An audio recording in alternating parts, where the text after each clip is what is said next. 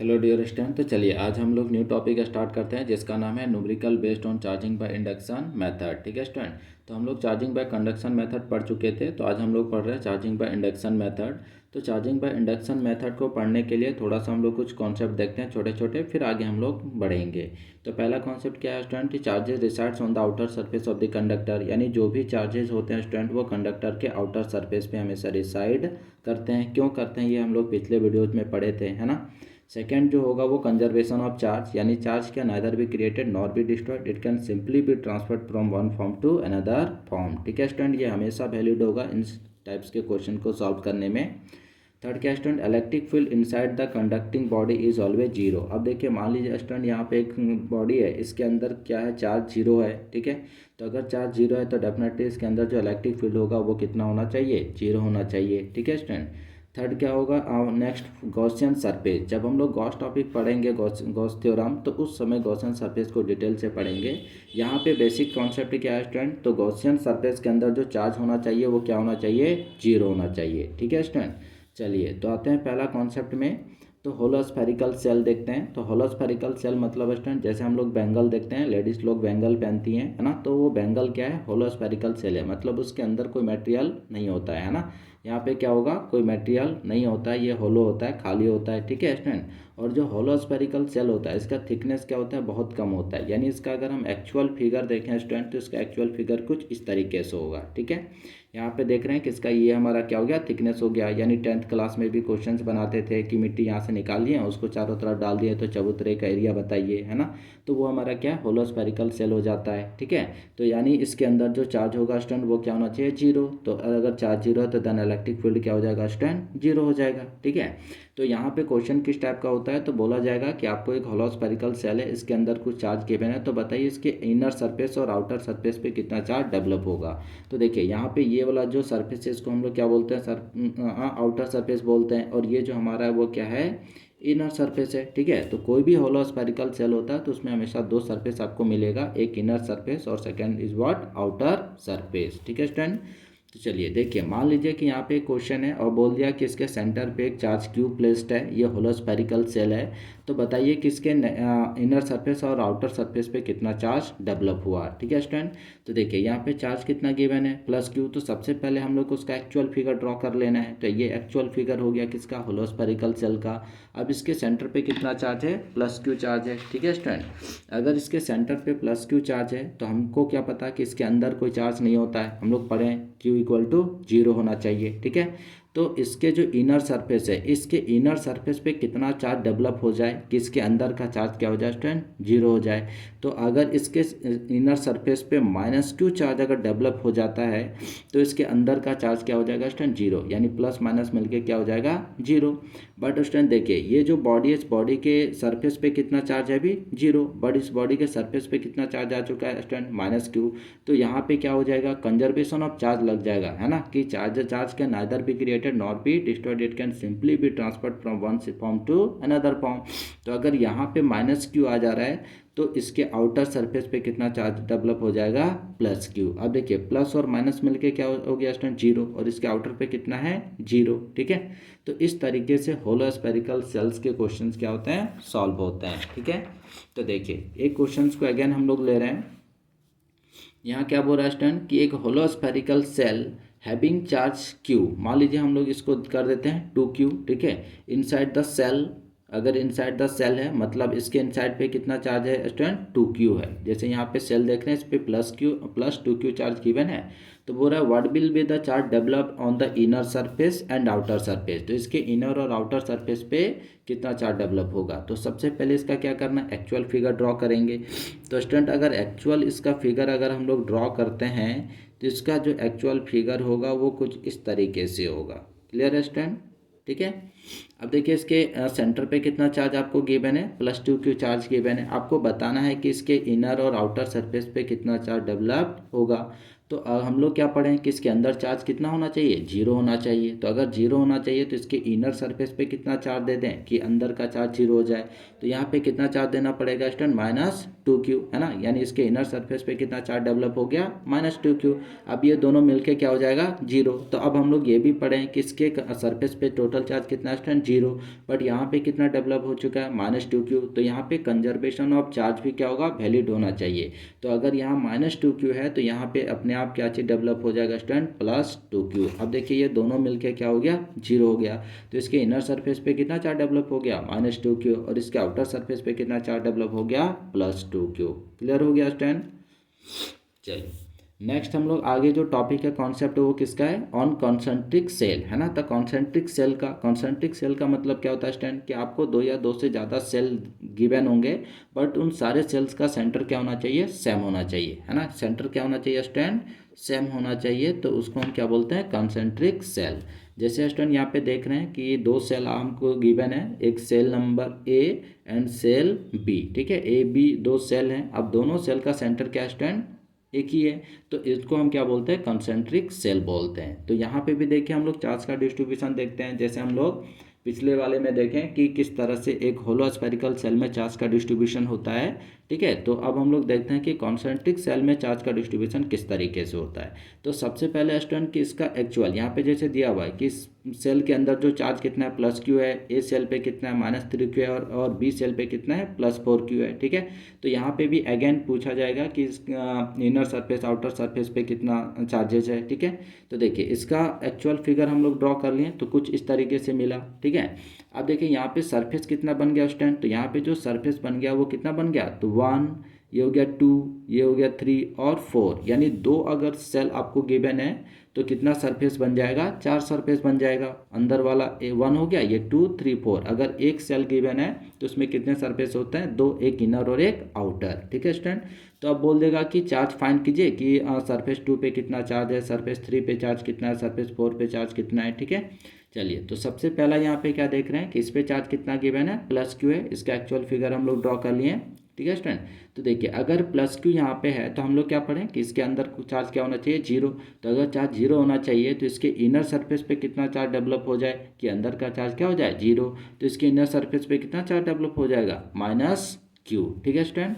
But देखिए इस surface पे जो चार्ज है वो कितना है, -3q है। अब इसके इनर पे कितना डेवलप हो चुका है, -q। बट यहाँ पे कितना है, -3q। तो इसको ध्यान में रखना है। तो यहाँ पे अगेन कंजर्वेशन ऑफ चार्ज क्या होगा, वैलिड होगा। तो अगर यहाँ -q है तो यहाँ पे कितना डेवलप हो जाएगा स्टूडेंट, -2q। क्लियर है, यहाँ पे कितना डेवलप हो जाएगा, -2q। क्यों, क्योंकि देखिए यहाँ पे कितना -3q है तो कंजर्वेशन ऑफ चार्ज फॉलो होना चाहिए। तो यहाँ -q इनर में डेवलप हो गया तो आउटर में कितना डेवलप हो जाएगा, -2q हो जाएगा। तो जोड़ देंगे तो कितना हो जाएगा, -3q हो जाएगा, ठीक है। अब देखिए स्टूडेंट यहाँ पे इंडक्शन का प्रोसेस होगा। यहाँ पे -2q है तो इसके इनर सेल पे ऑटोमेटिकली ड्यू टू इंडक्शन, है ना, यहाँ पे कितना आ जाएगा, +2q आ जाएगा। क्लियर है स्टूडेंट। अब देखिए इसके आउटर पे कितना होना चाहिए, 4q होना चाहिए। मतलब इस सेल पे कितना चार्ज है, टोटल 4q। तो इसके इनर पे कितना आ चुका है, +2q। तो अगेन यहाँ पे कंजर्वेशन ऑफ चार्ज वैलिड होगा। तो इस पे ऑटोमेटिकली कितना आ जाएगा, +2q, है ना। अब देखिए +2q ये दोनों मिल गया और टोटल कितना हो गया, 4q हो गया। तो ये क्वेश्चंस भी आपको समझ में आ गया होगा कि हम कॉन्सेंट्रिक सेल में चार्ज का डिस्ट्रीब्यूशन किस तरीके से करते हैं, ठीक है स्टूडेंट। चलिए नेक्स्ट कॉन्सेप्ट की ओर बढ़ते हैं। हमारा कॉन्सेप्ट क्या है, कॉन्सेप्ट ऑफ अर्थिंग, ठीक है। अर्थिंग का कॉन्सेप्ट लेते हैं। तो देखिए स्टूडेंट अर्थिंग का मतलब क्या होता है, to connect a conductor with earth, है ना। किसके साथ स्टूडेंट, कोई भी कंडक्टर अगर है उस कंडक्टर को अगर हम लोग किसके साथ कनेक्ट कर देते हैं, अर्थ के साथ कनेक्ट कर देते हैं तो उसको हम लोग क्या बोलते हैं स्टूडेंट, अर्थिंग बोलते हैं, ठीक है। अब थोड़ा सा अर्थ के बारे में जान लेते हैं। तो देखिए अर्थ के बारे में अगर हम लोग जानते हैं तो क्या जानते हैं कि लार्ज स्फेरिकल न्यूट्रल कंडक्टर, यानी जो चार्ज होता है अर्थ होता है स्टूडेंट, उस अर्थ के पास क्या होता है कि एक लार्ज स्फेरिकल न्यूट्रल कंडक्टर है। मतलब उसके पास बहुत सारे पॉजिटिव और बहुत सारे क्या नेगेटिव चार्जेस हैं। तो बहुत सारे पॉजिटिव और बहुत सारे नेगेटिव चार्जेस हैं। तो इससे फ़ायदा क्या होता है, तो वो किसी भी कंडक्टर को कभी भी चार्ज दे सकता है और कभी भी किसी भी कंडक्टर से चार्ज क्या कर सकता है, ले सकता है। ज़रूरत पड़ने पे कैन टेक व्हेन नीडेड, जब ज़रूरत पड़ेगा तो वो ले लेगा, और कैन गिव व्हेन नीडेड, यानी जब ज़रूरत पड़ेगा तो वो क्या करता है, ले लेता है, या ज़रूरत पड़ता है तो दे देता है, ठीक है। अब देखिए स्टूडेंट, अगर अर्थ की बात कर रहे हैं तो अर्थ का जो पोटेंशियल होता है वो पोटेंशियल कितना कंसीडर करते हैं स्टूडेंट? जीरो, है ना। अर्थ का पोटेंशियल कितना कंसीडर करते हैं हम लोग? जीरो कंसीडर करते हैं। क्यों? क्योंकि ये infinite source of proton and electron, जो अर्थ होता है वो इन्फानाइट सोर्स है, यानी इसके पास पॉजिटिव और नेगेटिव चार्जेस का कोई अभाव नहीं है ना। ये लार्ज अमाउंट में इसके अंदर पॉजिटिव और नेगेटिव चार्जेस होते हैं, ठीक है। अब देखिए, अब इसका कॉन्सेप्ट क्या है नेक्स्ट। क्या स्टूडेंट, मान लीजिए कि हमारे पास कोई कंडक्टर है, ठीक है, और इसका सिंबल क्या होता है अर्थिंग का? तो इसका जो सिंबल होता है वो कुछ इस तरीके से होता है, ठीक है। इसका सिंबल जो होगा वो इस तरीके से होगा, ठीक है स्टूडेंट, है ना। तो इस तरीके से इसका सिंबल होता है। तो मान लीजिए स्टूडेंट, यहाँ पे एक कंडक्टर है और इस कंडक्टर के पास क्या है? क्यू चार्ज है। Clear stand? अब इस कंडक्टर को हम लोग क्या कर दिए? अर्थिंग कर दिए, है ना। तो अर्थिंग कर दिए तो इसका मतलब क्या है? तो जैसे ही हम इस कंडक्टर को अर्थिंग करते हैं स्टूडेंट, तो हम क्या देखते हैं कि ये जो अर्थ है, ये अर्थ इस कंडक्टर को क्या करता है? कुछ चार्ज दे देता है ना। ये जो अर्थिंग करेंगे, जैसे ही हम अर्थ से कनेक्ट करेंगे तो अर्थ क्या करता है? कुछ चार्ज कंडक्टर को दे देता है। मान लीजिए वो चार्ज कितना दे दिया स्टूडेंट? क्यू डैश, है ना। और जैसे ही इस कंडक्टर को चार्ज मिलता है, इस कंडक्टर का पोटेंशियल क्या हो जाता है स्टूडेंट? जीरो हो जाता है। ये मीनिंग है अर्थिंग का, कि अगर हम किसी कंडक्टर को अर्थ से कनेक्ट कर देंगे तो अर्थ क्या करता है? उसको कुछ चार्ज दे देता है, जिसके वजह से उस कंडक्टर का पोटेंशियल क्या हो जाता है स्टूडेंट? जीरो हो जाता है। तो अगर अब हम कहीं भी देखें कि अगर कोई कंडक्टर है उसको अर्थिंग किए हुए हैं, इसका मतलब है कि उस कंडक्टर का पोटेंशियल क्या हो चुका है? जीरो हो चुका है, ठीक है। चलिए देखिए यहाँ पे, तो पहले हम लोग चार्ज डिस्ट्रीब्यूशन को देख लेते हैं, है ना। तो चार्ज डिस्ट्रीब्यूशन यहाँ पे दो तरीके से पहले अर्थिंग देखते हैं। मान ले रहे हैं पहले जो हम अर्थिंग कर रहे हैं वो किसको अर्थिंग कर रहे हैं स्टूडेंट? ए को। यहाँ पे दो कंडक्टर है, एक कंडक्टर ए और एक कंडक्टर हमारा क्या है? बी है। तो हम लोग पहले किसको अर्थिंग कर दिए स्टूडेंट? ए को कर दिए, है ना। तो अगर ए को अर्थिंग कर दिए, इसका मतलब है कि जो कंडक्टर ए है इसका पोटेंशियल क्या हो चुका है? जीरो, क्योंकि अर्थिंग करने का मतलब है कि अर्थ इस कंडक्टर को कुछ चार्ज दे दिया है। अब वो कितना चार्ज दिया हमें नहीं पता, जिस चार्ज की वजह से इस कंडक्टर का पोटेंशियल क्या हो चुका है? जीरो हो चुका है, ठीक है। मतलब अब हम यहाँ पे लिख सकते हैं कि वी ए इक्वल टू क्या हो गया? जीरो, ठीक है स्टूडेंट। अगर ए का पोटेंशियल जीरो हो गया है तो अब देखिए क्या करते हैं, तो भी ए हम लोग फाइंड कर सकते हैं, है ना, क्योंकि इस कंडक्टर पे चार्ज कितना है? क्यू है। तो इस क्यू चार्ज की वजह से इस कंडक्टर पे पोटेंशियल कितना होगा? तो अब जैसे ही कनेक्ट किए, इस पे जो नया चार्ज आ गया उसका नाम हम लोग रख दिए क्यू डैश। तो क्यू डैश की वजह से इस पे पोटेंशियल कितना हो जाएगा स्टूडेंट? के क्यू डैश अपॉन आर। ये हम लोग फार्मूला पढ़े थे। अब देखिए ये जो आउटर पे कंडक्टर है, ये आउटर पे जो कंडक्टर उसके पास चार्ज कितना है? Two q. तो टू क्यू की वजह से इसके सरफेस पे पोटेंशियल कितना हो जाएगा?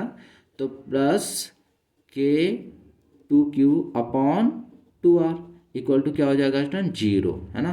तो यहाँ पे देखिए के और आर कॉमन हो जाएगा, के आर कॉमन, तो क्या बच गया यहाँ पे? Q dash plus two q upon two equal to zero. तो यहाँ से टू टू भी कैंसिल हो जाएगा, ठीक है, ये उधर चला जाएगा। तो q dash plus q equal to क्या हो गया? जीरो, यानी क्यू डैश इक्वल टू क्या निकल के आ गया?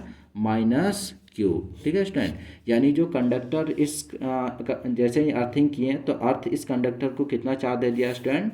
माइनस क्यू चार्ज दिया, और इस माइनस क्यू चार्ज की वजह से इस कंडक्टर का पोटेंशियल क्या हो गया? जीरो हो गया, ठीक है। चलिए अब नेक्स्ट वाले पार्ट में आके देखते हैं, यानी हम इस बार अर्थिंग किसको कर रहे हैं स्टूडेंट? कंडक्टर बी को, ठीक है। इस कंडक्टर का नाम है ए, इसका नाम क्या है? बी। तो इस बार अर्थिंग किसको कर दिए? बी को। तो अगर बी को अर्थिंग करेंगे तो क्या होगा? ये जो अर्थ है वो इस कंडक्टर को कुछ चार्ज दे देगा। मान लीजिए वो चार्ज कितना दे दिया? क्यू डैश चार्ज दे दिया, ठीक है। अब जैसे ये क्यू डैश चार्ज इसको मिला, कंडक्टर बी का पोटेंशियल क्या हो गया स्टूडेंट? जीरो हो गया, यानी वी बी इक्वल टू क्या हो गया? जीरो। तब इसको हम लोग फाइंड कर सकते हैं। तो देखिए इस कंडक्टर के वजह से, यानी जो अंदर वाला कंडक्टर ए है उस पर चार्ज कितना है? Plus Q. इस प्लस क्यू के वजह से इस कंडक्टर बी के सरफेस पे पोटेंशियल कितना हो जाएगा? तो के क्यू अपॉन रेडियस कितना हो जाएगा? टू आर, ठीक है, प्लस अब इस कंडक्टर पे चार्ज कितना है? Minus Q. तो इसके खुद के चार्ज की वजह से पोटेंशियल कितना होगा? तो क्या हो जाएगा? K q dash upon two r equal to क्या हो गया? जीरो, ठीक है। अगेन यहाँ से के अपॉन टू आर क्या हो जाएगा स्टूडेंट? कॉमन हो जाएगा, तो क्या बचेगा? Q plus q dash equal to zero, ठीक है। तो देखिए यहाँ पे ये पूरा चला जाएगा, जीरो हो जाएगा, then q plus q dash equal to zero. तो क्यू डैश इक्वल टू क्या हो गया? Minus Q. तो अगेन कितना मिला माइनस क्यू, यानी जब हम कंडक्टर बी को अर्थ के साथ कनेक्ट कर दिए हैं तो अर्थ कंडक्टर बी को कितना चार्ज दे दिया माइनस क्यू, और इस माइनस क्यू चार्ज देने की वजह से इस कंडक्टर का पोटेंशियल क्या हो गया स्टूडेंट, जीरो हो गया। ठीक है, तो आई होप आप लोगों को क्वेश्चन समझ में आ गया होगा, है ना, कि किस तरीके से चार्जिंग बाय कंडक्शन पे बेस्ड क्वेश्चंस होते हैं। ठीक है, चलिए तो कुछ एक दो क्वेश्चंस हम लोग सॉल्व करते हैं फिर आगे बढ़ेंगे। देखिए, तो यहाँ पे स्टूडेंट एक क्वेश्चन बोल रहा है कि 3 concentric conducting sphere shells carrying charges +4q on the inner shell, -2q on the middle shell and +6q on the outer shell. The charges on the inner surface of the outer shell, तो charge inner surface of the outer shell के surface पे charge कितना होगा। तो देखिए यहाँ पे 3 cell given है, तो पहले हम लोग तीनों को फॉर्म कर लेते हैं। ठीक है, तो मान लेते हैं पहला जो कंडक्टर है उसका कुछ इस तरीके से हम लोग बना लिए। सेकेंड वाला जो सेल होगा उसका भी कुछ इस तरीके से, यानी एक्चुअल फिगर स्टूडेंट हम लोग ड्रॉ कर लेते हैं। ठीक है, एक्चुअल फिगर ड्रॉ करने से फ़ायदा क्या होगा कि हम लोग को पता चल जाएगा कि उसके सरफेस पे कितने चार्ज डेवलप होंगे।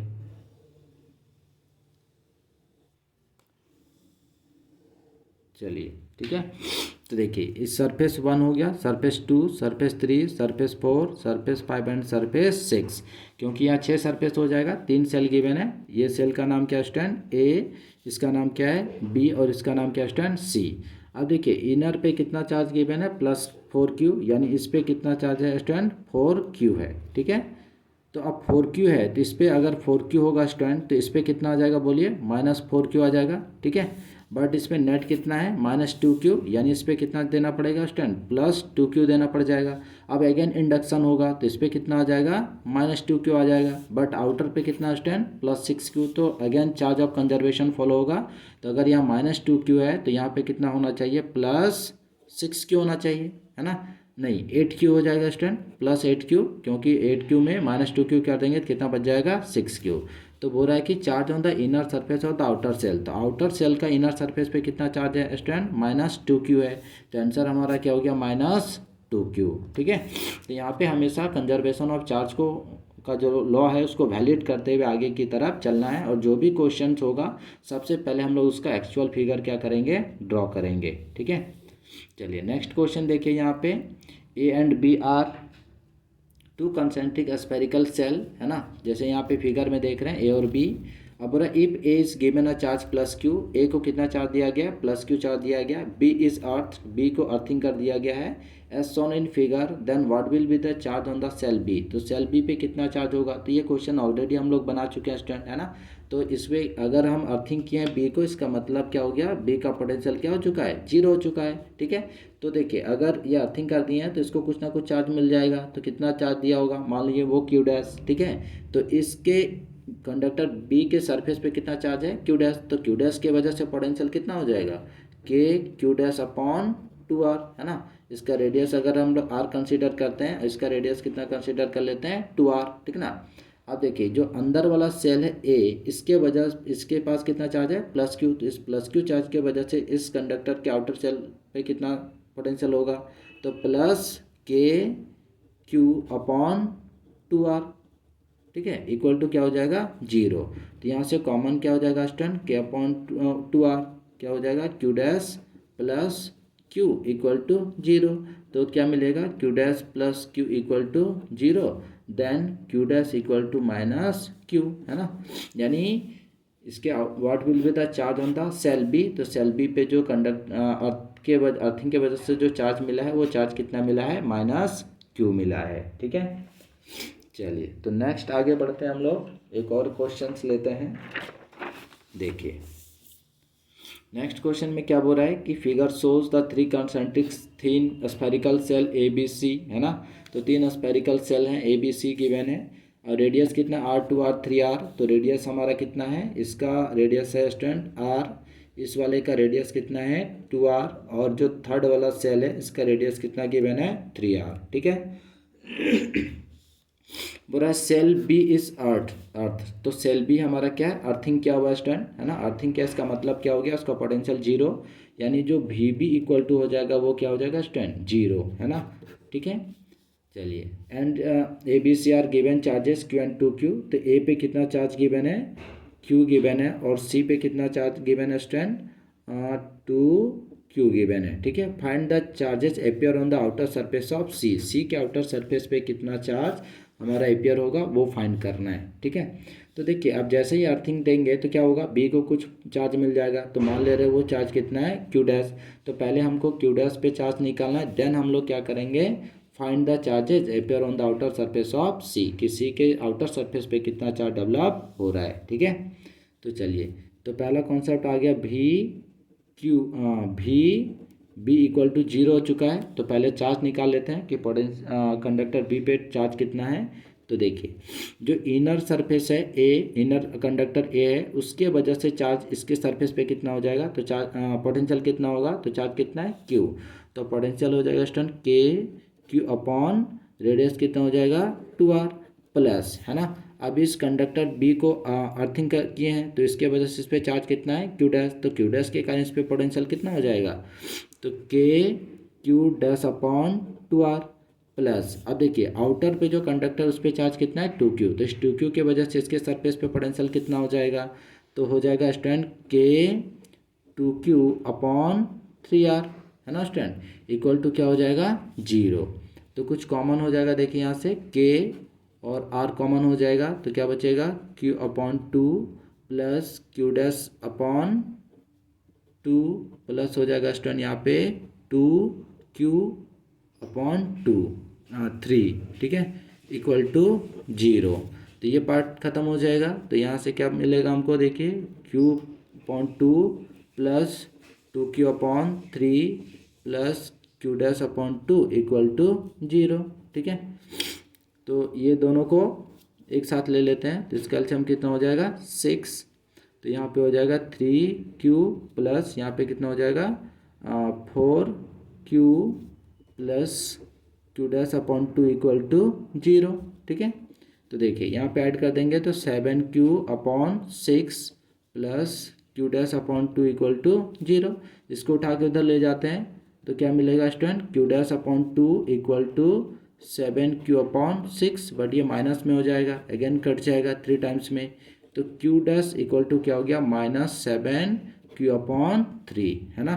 ये चार्ज आया किस पे, कंडक्टर बी पे, तो कंडक्टर बी पे जो अर्थिंग के वजह से चार्ज आया है वो कितना आ गया -7q अपॉन 3। ठीक है स्टूडेंट, तो अब हम लोग इसके आउटर सरफेस पे निकाल सकते हैं, कैसे निकाल सकते हैं वो हम लोग को पता है ना, कि इसका एक्चुअल फिगर ड्रॉ करेंगे और एक्चुअल फिगर ड्रॉ करके हम लोग आगे बढ़ जाएंगे। ठीक है स्टूडेंट, तो आज का चैप्टर यहीं पे टॉपिक समाप्त होता है, फिर नेक्स्ट टॉपिक में हम लोग इसी से रिलेटेड नेक्स्ट कॉन्सेप्ट को हम लोग लेंगे। ठीक है स्टूडेंट, थैंक्स फॉर वॉचिंग।